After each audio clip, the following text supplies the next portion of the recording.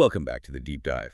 Today, we're taking a bit of a leap, maybe, into Shakespeare. That's right. We're diving into A Midsummer Night's Dream, but, not just the story. Right, not the plot summary you got in school. We're looking at the deeper stuff, our mission today. Well, we want to unpack the logic, believe it or not, behind all that famous comedy and chaos. Specifically how Shakespeare sets up this clash, right? Yeah. Between the really strict world of Athens And the law. and then the completely wild magical forest. Exactly. It's that contrast, and it hits you straight away. The play opens, and boom, you're in Athens. Very legalistic, very rigid. Yeah, and you feel that tension immediately, this idea of duty versus, well, love, passionate love. And the source material we looked at really emphasizes that the stakes are, incredibly high from the get-go. It's not just like disagreeing with your parents. No, it's literally life or death. Athenian law, at least as Shakespeare presents it, is severe. It's all about patriarchal control, legal authority over what someone actually wants. So let's unpack that severity a bit. We have Hermia, Right. her dad, Aegeus. He basically drags her in front of the Duke, Theseus. And he demands the Duke enforce the, the ancient privilege of Athens. And that privilege is pretty brutal. Aegeus says, look, if she won't marry Demetrius, the guy I chose, Then what? then she either dies or she has to become essentially a nun, live out her life in eternal chastity. Wow. Okay, so marry my pick, die, or lifelong virginity. That's the choice. It's ultimate control. And Hermia, faced with this, it's a destructive choice, really. Yeah. She actually pushes back. She does. She loves Lysander, and she refuses, even knowing the consequences. The Duke tries to reason with her, tells her to see her father as a god. But she's not having it. She finds, or tries to find, a third way. And our analysis really highlights how courageous that is, her response. Yeah. She basically says she'd prefer to. How does it go again? It's powerful. Grow, so live, so die, my lord, ere I will my virgin patent up unto his lordship, whose unwished yoke my soul consents not to give sovereignty. Which is basically saying, I'd rather live and die a virgin, isolated, than give myself up to this guy, this unwished yoke that my soul completely rejects. That refusal, that's the spark, right? Yeah. That sends her and Lysander running off. Exactly. They flee Athens, heading for the woods. And what a shift that is. Instantly from this rigid city. To total lawlessness. Well, a different kind of law. The law of magic and impulse. Yeah, the enchanted forest. The stage 4, as the source called it, the madness of love. And this forest has its own rulers. You've got the fairy king and queen, Oberon and Titania. And Puck. Can't forget Puck. Oh, definitely not. The mischievous imp, the agents of chaos, really. But what kicks off all the magic, the central engine of the plot? It's almost disappointingly mundane, in a way. Oberon is having a fight with Titania, a domestic spat. Wait, really? Over what? Over a little human boy, a page boy they both want. So this incredibly powerful magic flower, the one that makes people fall crazily in love. Yeah. He uses just because he's mad at his wife. Pretty much. That's exactly the point Shakespeare seems to be making. Oberon wants to punish Titania, make her fall in love with the first, vile thing she sees when she wakes up. And that flower itself, the source mentions it's a metaphor. Yes, a potent one, for how volatile love, or maybe just infatuation, can be. How irrational. It hits instantly, it's uncontrollable, it's completely blind. Okay, so Oberon's being petty, and then he gives Puck another job, right, Yeah. with the humans. Yeah, he tells Puck to use the same flower on Demetrius, the guy Hermia's dad wants her to marry, so he'll fall for Helena, who's hopelessly in love with him. But Puck, he messes up. He does, critically. He finds Lysander asleep, thinks he's the Athenian guy Oberon meant, and puts the juice on his eyes instead. So Lysander wakes up, sees Helena, who just happens to be wandering there miserable, and instantly Lysander is utterly besotted with Helena, forgets Hermia completely. and the comedy just explodes from there. The whole situation flips, doesn't it? Yeah, completely. You go from two guys fighting over Hermia to suddenly both those guys desperately chasing Helena, the girl nobody wanted a minute ago. It becomes this frantic four-way mess. And poor Helena, this is where it gets kind of poignant, actually. Because she doesn't believe it. Not for a second. She's been rejected for so long, especially by Demetrius, that when both Lysander and Demetrius start professing undying love... Wait, Demetrius too. Does he get the juice eventually? Oh, yeah. Oberon realizes Puck's mistake and makes sure Demetrius gets dosed too. So now both men are madly pursuing Helena. Okay, got it. So Helena thinks it's all a big joke. A cruel prank. She turns on Hermia, her best friend, accusing her of being in on it. She brings up their childhood friendship, their sisterhood. Is that where the quote comes in? Have you conspired? That's the one. Have you conspired? Have you with these contrived to bait me with this foul derision? Oh, is it all forgot? She feels totally betrayed. Shakespeare's really twisting the knife there, but also making that point Helena herself made earlier, right? About love being blind. Exactly. Love looks not with the eyes, but with the mind. Or maybe, in this case, not even the mind, just pure random impulse triggered by magic. It completely upends who loves whom, showing how arbitrary desire can feel.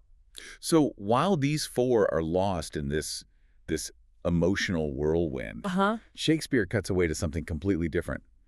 The mechanicals. Ah, yes. The artisans, bless their hearts. They bring this wonderful, like, down-to-earth, slightly incompetent energy into the middle of all the magic. They really do. These working class guys are trying to put on a play for the Duke's wedding. A serious play, right? High tragedy. Pyramus and Thisbe.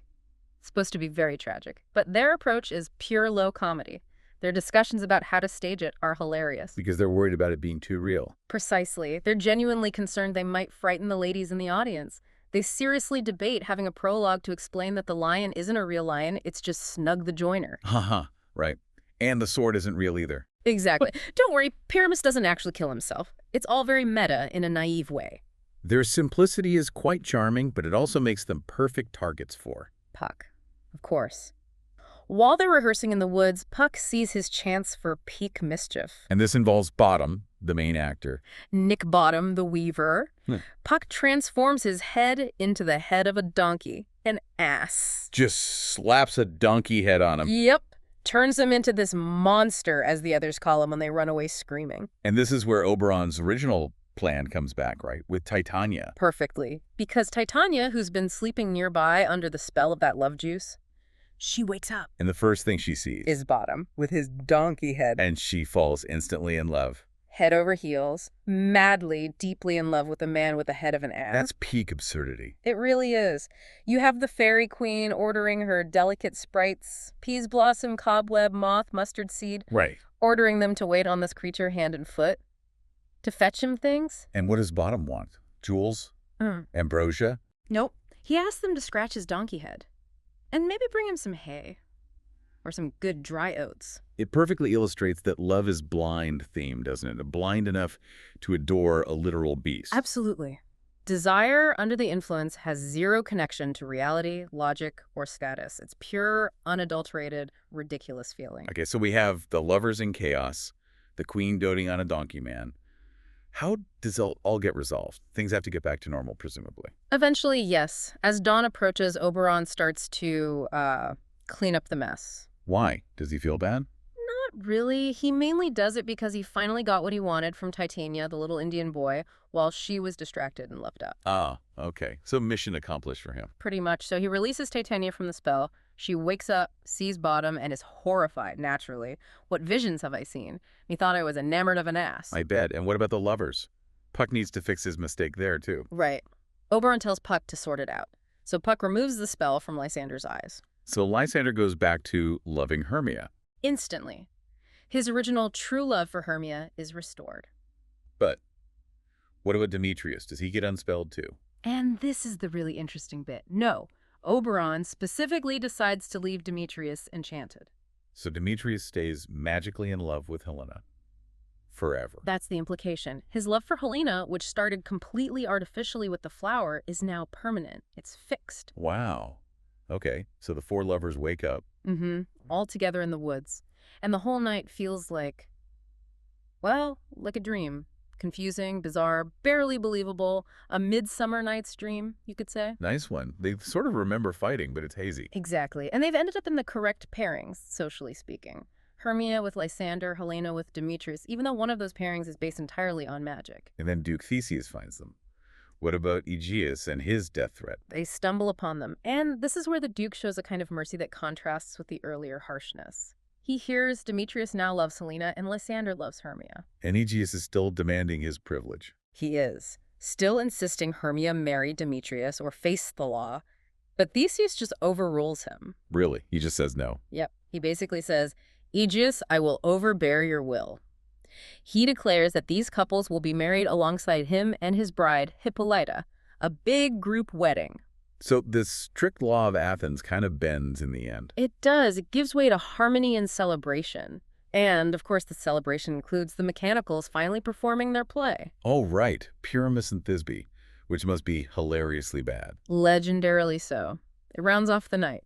Okay, so let's try and synthesize this. If we pull back and look at the takeaways from our source material, what are the big messages for you, the listener? Well, I think the first and maybe most obvious one is just how capricious and illogical love can be, or desire anyway. Yeah, it can be painful and harsh, like that Athenian law, but it's also magical, chaotic, and honestly pretty funny, like everything happening in the forest. Definitely. And the second big thing is the power of imagination, dreams, maybe illusion. The play seems to suggest that maybe you shouldn't analyze everything too rigidly. Like just accept the madness sometimes, find the humor in it. Yeah, find the beauty even in the chaos. Puck's final speech kind of reinforces that if you didn't like it, just think of it as a dream. But that brings us to a really interesting final thought, doesn't it? About Demetrius. Ah, yes. The fact that his love for Helena is entirely based on magic. It's an illusion. But it's a permanent illusion. And it makes both him and Helena completely happy. They get their happy ending. While Lysander's love for Hermia is presented as the authentic one, restored to its natural state. So what's the play ultimately saying about the difference between, I guess, real love and a working illusion? Does the origin matter if the result is happiness? It's a tricky one, isn't it? Is happiness more important than authenticity? Is an illusion that works better than a truth that causes pain? Something for you to chew on there. A messy truth or a perfect, enduring lie? Which would you prefer? A good question to ponder. Until our next deep dive.